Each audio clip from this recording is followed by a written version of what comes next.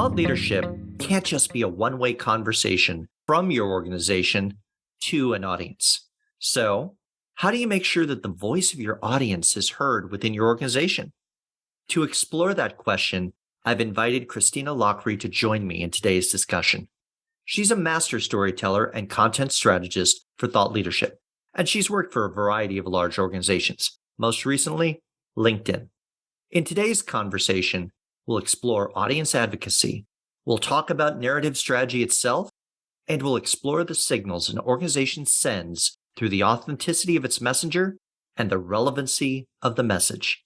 I'm Bill Sherman, and you're listening to Leveraging Thought Leadership. Ready? Let's begin.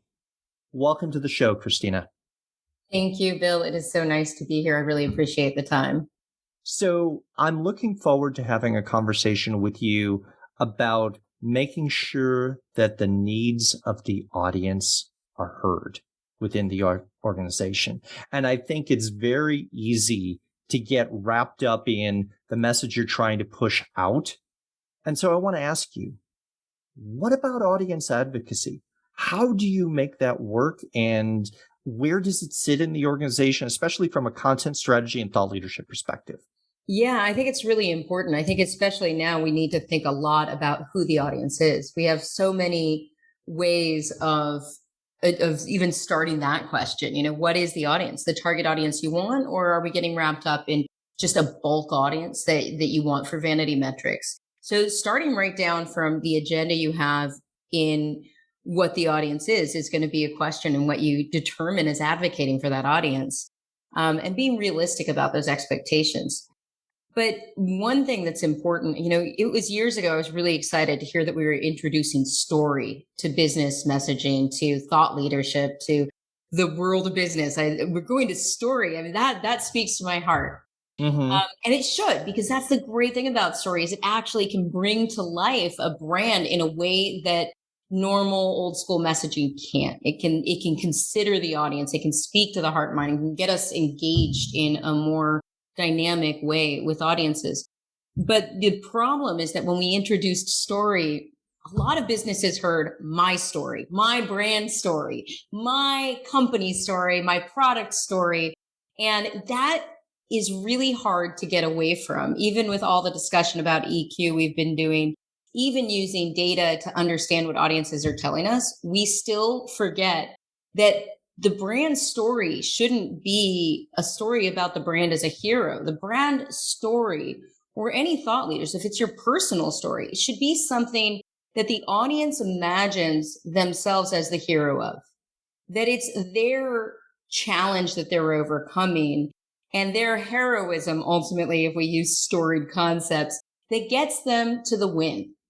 That's where we find the best idea of what it is to advocate for the audience. It's rooting for them to be the hero of the story, and understanding who they are, that they'll feel, not just think, themselves relevant to what it is you're trying to say.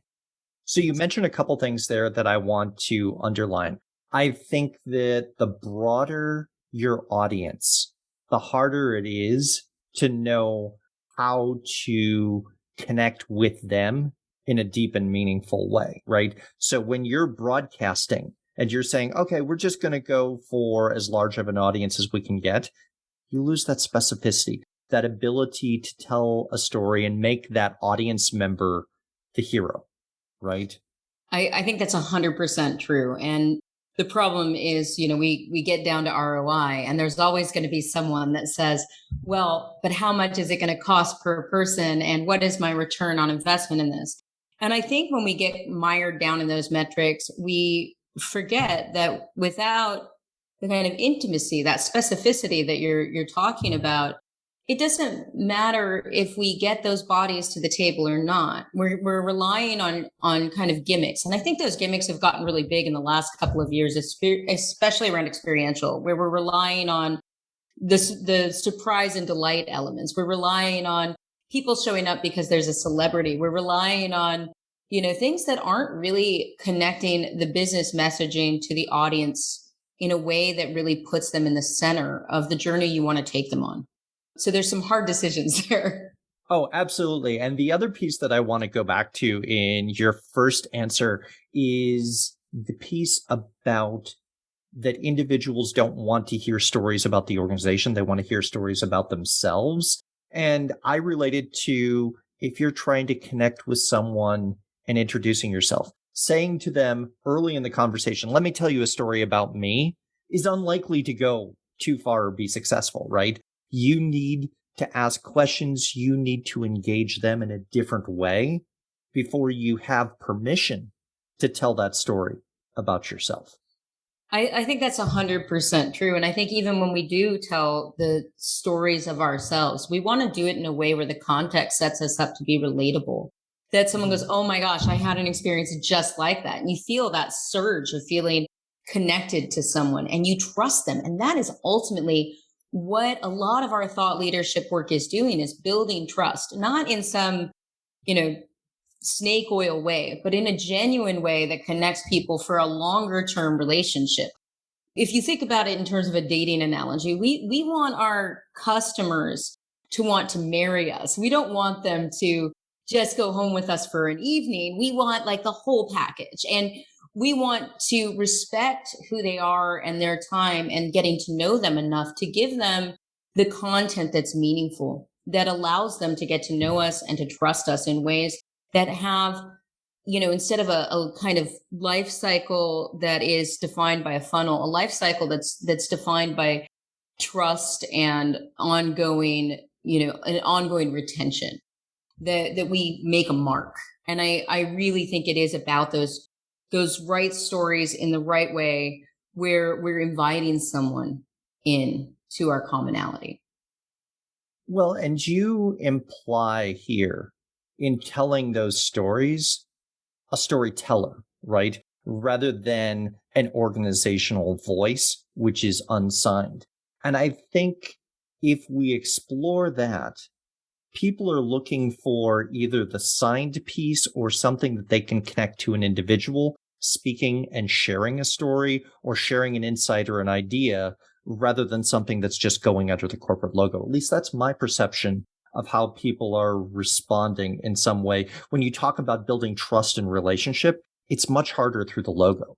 It's an interesting question. I think it actually can go both ways. First, I think that a brand, a very successful brand, can have values they live enough that they become an entity in the minds of the people that follow them around. It's hard to do, but with consistency, with really continuing to nurture that relationship, a brand can do it. One of the most effective ways, though, I'll say with a caveat of doing that, is having your recognizable faces and people that humanize a brand story. Exactly. And those people are not necessarily your people with the biggest title, because, someone can tell me that they're very successful, but if I look at them and I'm like, well, you had all of these privileges, or you had these things that I don't have access to. So of course you're sitting up on high and you've done these things, but how do I get there? I don't relate to that. So we have to look off the center stage and off of this idea that if we throw the biggest title out there or the biggest celebrity, that's the story. That's not a story that someone can relate to. And sometimes that person may be a huge title. They may be an incredible celebrity. But is it about a story that the audience can relate to, that expresses the brand or the business offering that you're trying to promote in a way that is consistent, real, and really relevant in a timely way to the audience? Because audiences, I think one of the problems we have is we look at audiences as this thing to earn, and we kind of think of them, I think we dumb down audiences. And we take them as things we have to trick into being at a thought leadership event of any sort, or in thought leadership content, whether it's digital or written or wherever it is. We think about, like, how do we get them there? And, we think about incentivizing them with gifts and all these things, which do work. I'm not going to say get rid of those things. They're awesome. Who doesn't like someone that shows up with flowers? But the problem is that audiences also are in a constant barrage of digital input, of time requirements. We live in a world where we are always connected. And so we're really no-making machines, not because we hate people and things and identity and community. It's that we need to cancel some of the noise and determine what is of the highest value for our time. So to do that, we need to remember as thought leaders and as brands that we need to give them something that acknowledges their time in a meaningful way, in something that is about them, that they have taken away time. And they might even give it to you because you've got a prize or an incentive. But is that image up on, video was really huge during our pandemic era, and it really gave false flags because people put those windows up to say they were doing something. But were they watching? Were they engaging? Are they really there for life? Were they there for the gimmick? Were they there for the meaning? What was the value offer that really was presented? And so I think value offer is a big thing in terms of audience understanding, is looking deeply enough and getting the feedback through data and from customer feedback itself that says, this is what I need, and answering that in a really pithy way, not in a worn out, diluted way. Well, and we've moved to a world where people are evaluating value and relevance in thin slices in a matter of seconds, right? Do I read this email? Do I look at this post? If not, I scroll past, right? And so what used to be that sort of short attention span of the top of the house for B2B, if you're trying to reach an internal exec, let alone an external customer's executive team, you had to make things simple because you may have only had a few minutes of their time and attention. Now that's everybody. And that's even true B2C. And so how do you lead with something that's going to catch attention and create value in a short, pithy, punchy way? That's a tough challenge. It's a tough challenge. And I think, there are so many things I could say about this, first of all, but on the top of it is that attention you're trying to grab, that everyone is looking to say no, is to say, why should I? And I think so. I always, when I'm going through content or strategies about engagement, I think everything I look at, I should think from a well-defined audience perspective, your target audience, that persona. And like you said, don't try and get everyone. Forget that vanity metric. Think about the person that you really want to fall in love with you and say, how is this about me and why should I care? What is it that leaps out? And it can be simple because we also need to look at the psychobehavioral cues, how people react in digital or in whatever medium. If it's live, what are they doing where their experience immediately speaks to them? And what that isn't is starting, for example, with a lot of name dropping of your company name, your thought leaders, oh ho ho, look at me. You should care about me because I'm so big and glorious. And I see this even in written copy, almost in a Freudian way, where there'll be I'll look at copy and I'm like, wow, did you really say your brand name 10 times in a short paragraph? And why, if I am an emotional creature out there trying to clear space in my life because I have an onslaught of digital information coming at me, should I think that you care if all you're talking about is yourself? So what goes in that lead? How do you signal that you care in short order? Well, I think for me, what I look for is that kind of relevancy moment. And when you lead, you don't want to say, Acme presents, blah, blah, blah, and throw out a bunch of VP titles or whatever it is you want to do. You want to start with the problem you're solving for. What is the value offer? So if it starts there, and you immediately go into the problem that you're solving for, the solution that you've provided, the offer, instead of going for the big name, even if you have a picture of that awesome speaker you just spent probably far too much money for the 10 minutes of time you're going to get in the post-pandemic world where we pay a lot of money for people to show up for 10 minutes. When you're in that space, you still want to see that picture and then go, but what is this about? And if that isn't there in your first 2 or 3 lines, forget it. It also means don't waste time in traditional formats that don't work. They're for an older generation that was not as digitally native, that isn't as savvy. So don't start with, presenting the VP of product, start with the story. And we see this successful even before it was necessary that people pivot digital. It's great practice. We saw it in the short attention span theater of commercials where you get a hook and then it's followed up by explaining why and that relevancy. We see it in things like, TED still does a great job of this. They give, and those people are not intuitive thought leaders that go up there. Those are people with stories that TED works very hard. And so for a TED Talk, for example, those people are highly polished. They know their story, right? Yes, very. And they're working with, again, the top-notch people to help them craft a story that is already interesting, but that now has to center around the audience. And that's talent in a way that is groomed. It isn't that we wake up one day and our stories are interesting. We have to know how to present them. We have to know how to rethink them from the point of view of someone else, not from the urge to tell our story, which is great. That's what gets us there, but from the idea of what it would be like to hear and be compelled by that story from another perspective. So a lot of empathy and a lot of data. Honestly, people think data is the least sexy part of doing content or doing thought leadership. And I actually think data is a gift. I had a lot of friends in a lot of different artistic endeavors over my life. And I used to be so jealous of people that could get on stage and perform with a musical act and get immediate feedback. If that audience loves you, if they hate you. As a lifelong writer, I always had to write what I called into the void. I have no idea whether or not people like me, relate to me, are going to read me. And I would just obsessively look at that little tick of people reading and how long and looking at all of these metrics. But I still got no feedback.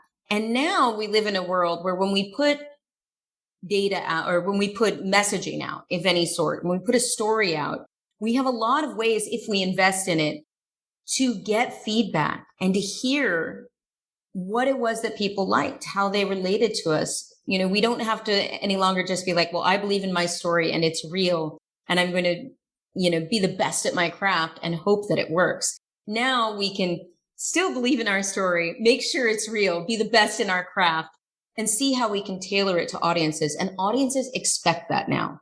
They need that to make room for it in their life. If you are enjoying this episode of Leveraging Thought Leadership, please make sure to subscribe. If you'd like to help spread the word about the podcast, please leave a 5-star review and share it with your friends. We are available on Apple Podcast, Spotify, and all major platforms, as well as at leveragingthoughtleadership.com. So, a couple questions. Sure. First, in data, what sort of metrics, since you have a love for it and tie it to storytelling, what do you look at from a perspective when you're putting out a story on behalf of the organization? Because I think the aggregate likes, for example, can be deceptive because you may or may not be reaching your audience. So what are you looking at? Yeah, so it's interesting. I don't like the aggregate like thing. And I may be the only person that hates the floating emoticons over speakers. I find it distracting. I am personally really put off when I'm trying to get a question into a speaker and I get hello from Brazil, hello from Argentina, hello from Boise, instead of a way to engage with a speaker that I've taken time out of my life to engage with. So I also look at like qualitative things. So I'll start there. I think qualitative is underrated in a world, especially the bigger the company, the more we want to look at quantitative data. And that makes us feel good about our ROI. We have 20,000 people that showed up and listened to whoever speak on widgets. That's great. But the thing to me is, what was the conversation? Can we bring that up in a post report? Can we learn? Can we ask the hard questions about where we failed? If people were asking really engaging questions that were relevant to our business messaging, if the kernel that started our desire to do a thought leadership event or put out thought leadership content in any form, if that matches the questions that were showing that people were hungry, I am super excited. I like that a lot better than the last person, that's standing who decides to fill in a survey and say why they would recommend this to a friend. That's one of my least favorite metrics. You only get the people who love you. If I could get less of those fan people and more of the people who jumped off. So I like to look at things like attrition, jump off points, where people interacted. If you have the software, where their engagement was. What parts did they fall silent? Because that's when they took their silent coffee break and went away. I want to know what their behavior is. So data isn't one point. That engagement, the depth, the scroll, the interacting with the page, and whether they came back, not just once, but did they come back? That return that shows interest over time. Those are the things that I want to build a picture out of, because data is its own form of story. Mm-hmm. And we need to understand it, not just in a few vanity metrics, but actually looking at what is the story that's being told of the customer journey or experience that happens around our thought leadership. It's also why we need to make sure that while we might bookend it, we keep things that are evergreen out there. If we can, we want to show that people behave in their own way. They're not going to show up at 11 o'clock on a Monday if they have a conflict with their daughter's pediatrician or a business meeting. And the high value people definitely don't have time to show up when you want them to. So the digital content you put out there, how many times is it visited? Where did that traffic come from? Did it come from the original invitation and the no-show that didn't get there? Or does it come from your post, your post comms that you take a highlight and you say, this is what you missed, and someone goes back to it? There's so much that we can do with data and looking at how people engage. If we are willing to critically look at it, not just look for, the applause. If we are willing to test, go through those client groups, get a panel. It's amazing to me how often we don't really provide due diligence. We're doing a sales thought leadership event, but we don't get any salespeople to look at our content before we put it out. Mm-hmm. So I had a great example of where we sometimes take for granted what our audience is, and we don't use our resources to test, to kind of user test within our own domain with the resources we have at hand. So we had a thought leadership event for a sales organization, and it was a big deal. And I got a narrative that was coming through that someone else had worked on to kind of give my thoughts on what we were doing here and how it was going to play out. And the main story relied on the assumption that because of the pandemic, everyone who had gone to digital selling wanted to be a better digital seller. And that just did not sit right with me. I know too many salespeople who really missed their client relationships, that wanted to go back to traveling, to seeing their clients, to touching base, to being assured of those connections in those ways. So, to be political and kind and to check and not just, flap my mouth off about my intuition, I asked if we could put together a sales quorum, get a little bit of our best sales executives that would give their time to this content, because this content's going out to their clients. They are invested. They will give us their time. What did they think about our thought leadership narrative and its points? And I asked a bunch of questions, including, do salespeople want to be better digital sellers in 2022? The amount, you would have thought I set off a Molotov cocktail in that room. It was amazing. The umbrage of even just the term digital selling caused such mixed emotions. And these are from people that know we're on their side. We're right. Their colleagues. So I'm thinking, well, immediately, if an audience sees this, they'll know that we don't know them.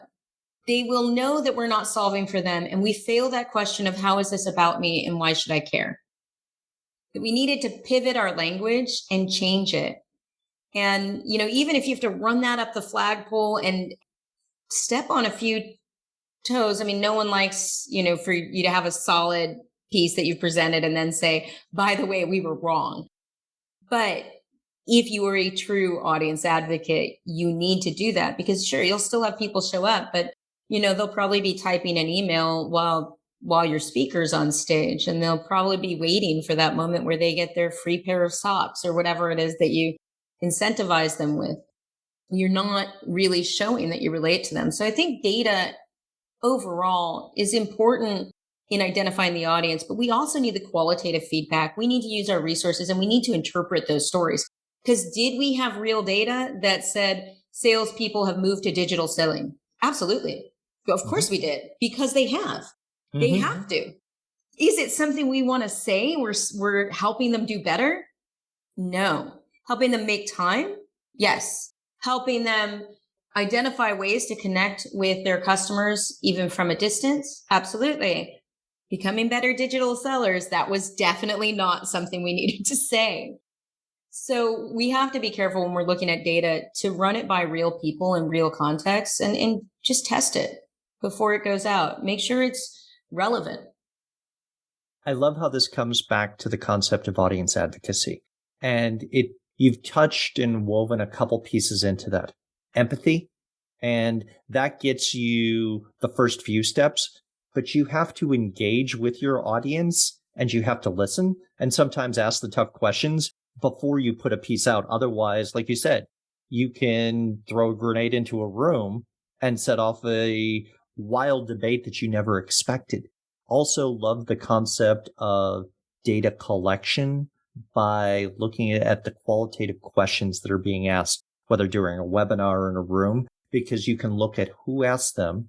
Is that really your target audience? And how aligned with the messaging were you? Were you 3 steps ahead of them and they were still trying to get the basics? Or were they pushing for the next piece? Were they ready to go forward? And were they seeing how it connected? Those questions, as you said, the process of thought leadership and analysis of thought leadership, you create its own story and you tell the story of how the piece came together and how you reach the audience. It's true. You also need to adjust, I think, in keeping with that, for who the audience is and what their context wants to be. We had an interesting conversation, a former boss of mine and I, at one point, because we were working with very VIP people and they really wanted to penetrate C-levels better. And I've worked with a lot of very important people on the global stage, and I understand them at this point fairly well. Mm-hmm. And, one of the things was, well, we have these wonderful, important people that we're inviting and we're coming. How do we democratize that? And I said, well, if you want them to stay, you don't democratize it. Because the conversations that people have really depend on who they're around, where they're with, and how they feel comfortable. I mean, it's on a spectrum. So the higher level conversations may not feel comfortable giving you real feedback or engaging in certain discussions in a public setting. When we have to talk about real things like, will there be layoffs? Is there a downturn coming? How do I adjust to, a culture that, is very much more complicated socially than it's ever been? What do I do to make myself more, more aware? Like these conversations that are really high value and that really require thought leadership at a certain level, you need to make sure that the context that you're setting up, the room you're inviting them into, is specific to that audience. And that comes back to what you were saying about audience targeting and empathy, really looking at, well, what are the consequences if someone who is a CEO says the wrong thing? That can lose their family, their house. So we have to be very sensitive to what it is. And it's not just on the high level. On the low level, there are a lot of vulnerable conversations that we want to make sure that we're nurturing safe spaces for people to give feedback in, that we are able to approach, because we don't want to put black boxes around conversations. Especially, I think we saw all of that a couple years ago in the summer of 2021, when not having a conversation around Black Lives Matter and inclusion and DEI was as telling as having the wrong one. So we need to be very careful about how do we empathetically reach audiences in ways that are safe and comfortable for them. And it may not always be celebrating things as loudly as we want and taking as much public credit. It may be earning trust in smaller, more localized ways. And it may even be, in your example of working with VIP targeted audiences, a one-to-one delivery method rather than a one-to-many. and especially in collecting feedback or engaging in conversation. And so that personalization of thought leadership, if it's done for the right audience that fits, whether you're B2B or B2C, can be gold if done right. Yeah. And I think looking for the immediate payoff is probably not the right way to look at it when you're looking at data. I think data should inform how we construct stories. And there's little faith and trust that has to happen within an org to know that it isn't that I'm going to have a one to few event or conversation with some important people, and suddenly there, every enterprise client that was represented, rainbows and unicorns. Yeah. I mean, that's great, but that's not how it works.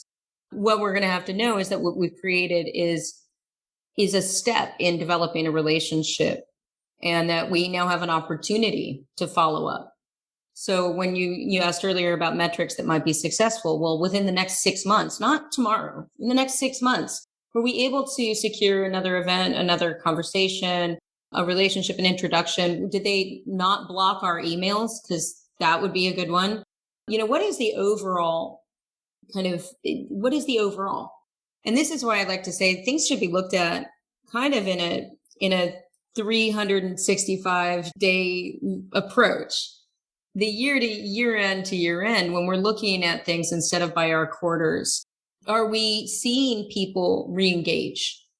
Are we seeing people shift the way they think or look to us when there's something that was relevant to what we say we're leading in? I mean, people forget that thought leadership is about leadership. Yes. And you need to give people time to catch up. Otherwise, you're trying to lead from the middle, and that's just confusing. That doesn't get you anywhere. You're just kind of in a corral at that point, spinning in circles. When what we really want is to be going into new ground. And we have to wait for that to prove itself out. And I think that patience can be very difficult. Because often we're measuring things on a week to week, month to month basis, and a 90-day timeline can feel like an eternity, right? Yeah. And I think this also comes down to being honest about where your business is at. For what I do, I have had a lot of interviews with companies that want to contract me to do what I identify pretty quickly as demand gen. Mm-hmm. And I think you have to be really careful not to confuse thought leadership or content with demand gen. Content and thought leadership are long-term strategies that create incredible retention.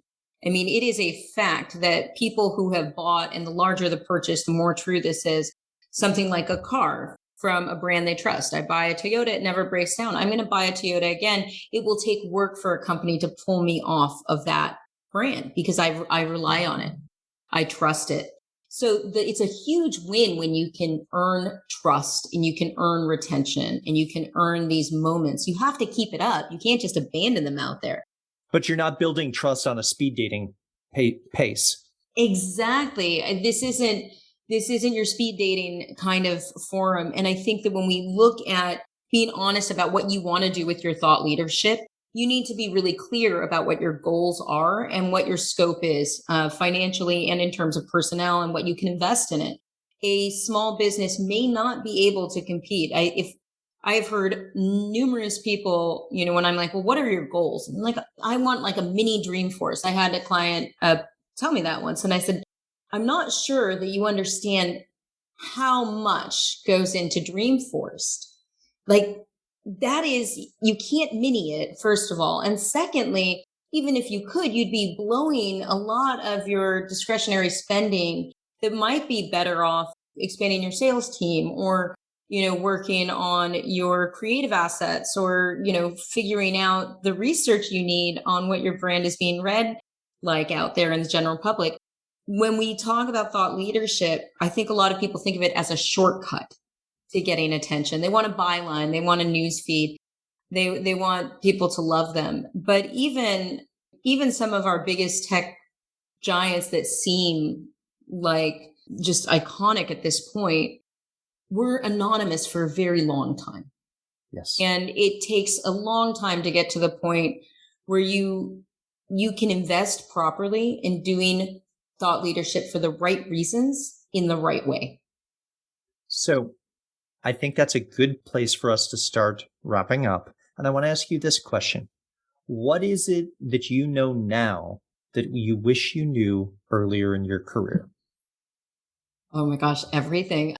What I wish I knew earlier in my career was to be, I think, more patient with audiences, and to listen a little better and advocate a little stronger for the details of what they're saying. Those moments where you see something that's like a psychobehavioral hint and you're like, that just doesn't sit right with me. I feel that at this point in my career, I've gotten better at hearing my gut. When something makes sense to me, I look at I had a very heavy sense of apprehension around 2021, or what was that, like May, when everything started, quote, pivoting to digital, end quote. And, here I have a UX partner who's been working on digital events and digital content for 7 years. He's amazing at what he does. I've been in events and content for at least 15 years. I don't want to date myself too much. And looking at all of this, I said, well, but why? And that why is really important. Why is everyone suddenly willing to spend what had to be about 6 hours a day listening to other people speak on video? Mm-hmm. And why were the things that I was watching going, oh, this is just painful to watch. It's the driest presentation I've ever seen. It's a shambles of a presentation. And the reason that's important is not because you need to have a very glossy image, but because the barrier between the audience and the speaker, when they're not trying to focus on the face, or because they can't see it, or because the sound is weird, or any of these things, when you have a high broadcast quality, we get someone who have a little more intimate experience. And yet I saw all this settling and all this hustle to just get anything out there. And the why of me just kept bothering me. And I'm seeing it play out now, where people are like, oh my gosh, we've invested everything in digital. And now all of a sudden there's a huge rate of attrition. And I was like, well, because people are going back to a state of security, or at least a state of needing to move forward in their lives. The best part of the last few years is that our IQ needs to be balanced with our EQ. And we have to have conversations that really look deeply at what it is we're solving for in audiences from an emotional and empathetic perspective. Are we being kind to their time? Are we being kind to what it is that they're enduring in their lives? Are we afraid to say negative things when they're thinking them themselves? What are we doing? And I think having a little more self-confidence around vocalizing the why would have been really good for me when I was younger, and feeling like you might ruffle feathers, but if you have the right team and you have people committed to the right quality, then it's better to ruffle a few feathers than to poison the nest. Like, that's really the essential thing. And so now I guess I'm happy that I'm less compromising than I was around the quality of content when I was younger, where I would just kind of roll my eyes and be like, I don't think that's going to work, but who knows? Someone else says. We still have to be political, but Right. I think you and I could carry on a long conversation on audience advocacy and narrative strategy, but I want to thank you. And this has been wonderful as a conversation. Thank you, Cristina. Thank you so much for having me, Bill. I really appreciate it. So anytime. If you're interested in organizational thought leadership, then I invite you to subscribe to the OrgTL newsletter. Each month, we talk about the people who create, curate, and deploy thought leadership on behalf of their organizations. Go to the website orgtl.com and choose Join Our Newsletter. I'll leave a link to the website as well as my LinkedIn profile in the show notes. Thanks for listening, and I look forward to hearing what you thought of the show.